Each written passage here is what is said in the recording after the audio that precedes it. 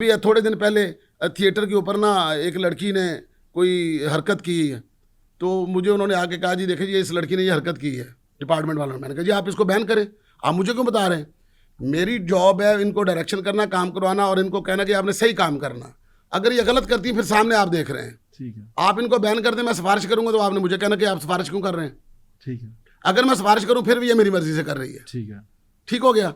अब मैं उसके सामने ये बात कर रहा हूँ तो वो कहती है जी कि उससे पहले उस लड़की ने दूसरी ने भी ये हरकत की थी, तो वो कहती है कि मैनू तुसी कह रहे हो जी फलानी ने की थी, वो हाँ जी।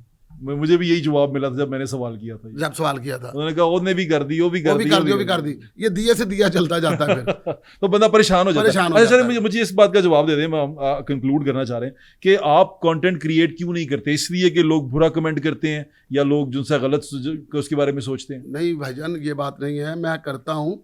मैं जो शो कर रहा हूँ वो शो जो है मतलब जिस तरह का उसका कंटेंट है वो तो अपना उसी में रह के मैं करना अब है आपकी जी। जाती हैसियत में या दूसरे स्टार्स जो हैं आपके दोस्त यार हैं, हाँ जी। कम्युनिटी है, वो यूट्यूब पे इस तरह खुद का कोई कंटेंट क्रिएट नहीं करते?